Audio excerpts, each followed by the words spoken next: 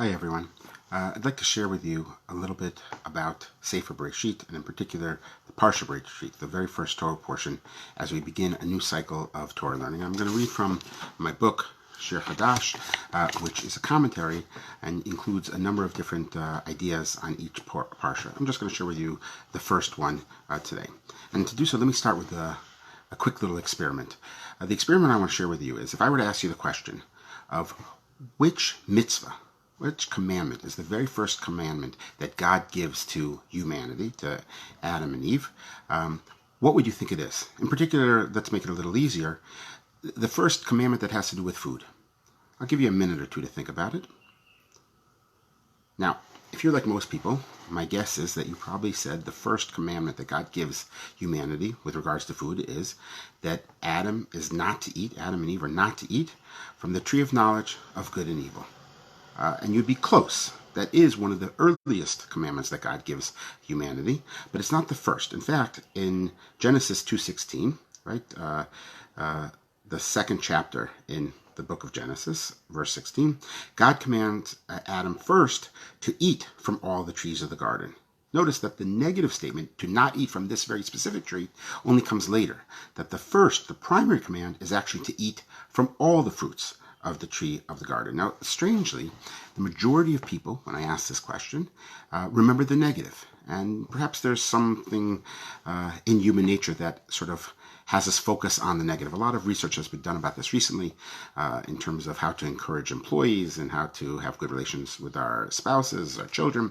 The research, as of now, suggests that we are more likely to hear a negative comment and dwell on it. And so because of that, we should be careful and make sure that we give a much larger number of positive comments, positive critiques rather than negative. In fact, we probably need about 5 positive comments to cancel out one negative comment. There's a researcher dealing with marriages, John Gottman, who points out that he can definitely tell when a divorce is coming up.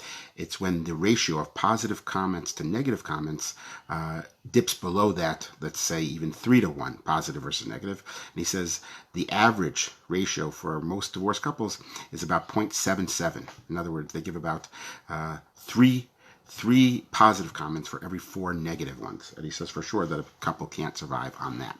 Now, as I said, there might be some evolutionary reason for why we focus more on the negative. Perhaps that had something to do with someone yelling to you, there's a lion who's going to jump on you, you better get out of the way. It was very important for us to hear that message and take it very seriously and jump out of the way. So perhaps there's something evolutionary that we need to understand and hear negative comments. But that doesn't excuse us in our own personal relationships from trying to counter the negative with positive. And it also doesn't excuse us from distorting what the Torah is really trying to teach us in the very beginning of Sefer Bereishit.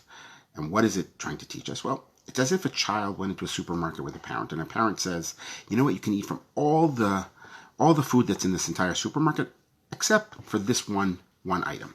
In fact, it's actually more than that. It's as if the parent tells the child, you must eat, you must enjoy from all the different foods in the supermarket, except for this one item. And the child only hears the negative. That's what children do. But we're not children, and we should act like adults, and we should hear the true message that the parent is giving us, and in this case, that the Torah is giving us. If we hear the proper message in the beginning of the Torah, that God says, eat from everything, what the message really is enjoy my world. Enjoy that I have everything to give you. Take advantage of it. To hear the opposite, to hear a booming no from God, is to distort the record.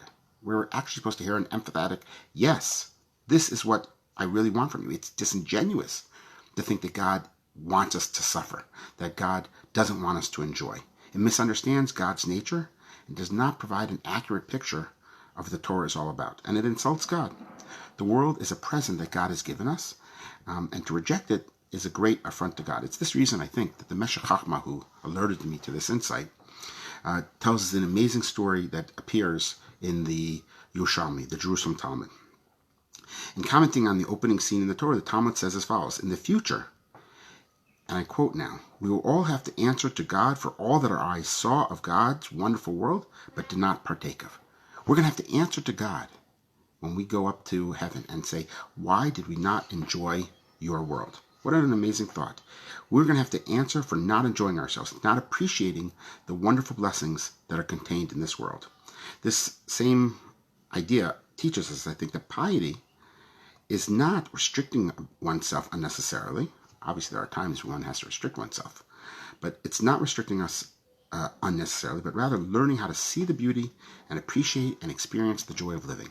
The Meshech Chochmah then points out to the continuation of that same Talmudic passage I mentioned above, and he says that there was one rabbi who, during the course of the year, would plant every single type of tree there was so he could enjoy the fruits of those trees, because he was nervous that perhaps there was something in the world that God created that he wouldn't have benefited from, and he was nervous about that.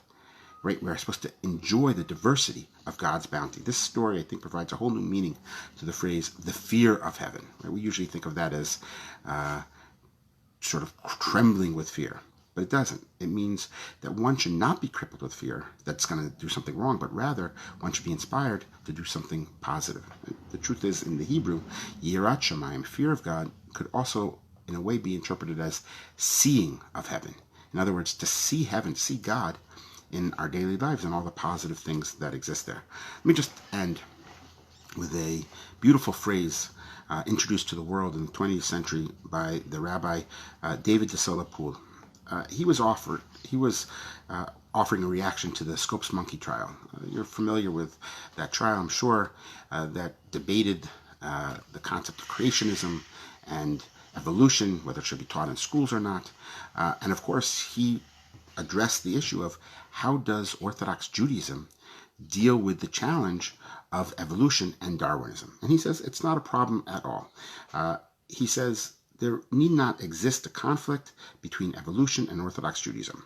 Well, what about the apparent dissonance between the early verses of Bereishit, right, that God created the world and the dates and things on all those lines and how the world was created, and what Darwinism teaches us?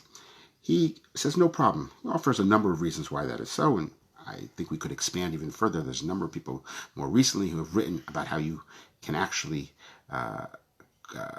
coordinate the teachings of Bereishit and evolution. But he says you don't even have to do that. Bereishit did not come to teach us science, so you don't have to worry about that. Bereishit came to teach us something different. So then what is that? What did Genesis, the opening verses of the Torah, what did they come to actually teach us? So he gives three answers. First, that God created the universe and that, quote, the world of life is not some unexplained accident. Man is not a chance result of one of the blind nature's infinite experiments. Second, he says that there's purpose. There's purpose in this world because it was created with purpose. And third, and this is the phrase that he introduced, I think, to the world that's so quite beautifully, he says, we must recognize the opening verses of the Torah, and I would suggest the verse we just read as well, that when God commands us to eat all the fruits of the garden, that the opening verses of the Torah force us to recognize the cosmic optimism. What a beautiful phrase. The cosmic optimism of creation. The world was created with tremendous optimism, as the Torah itself actually uses the words and describes God's reaction to all of his creation. And God saw what God had made, and behold, it was very good. I hope you enjoy. All the best.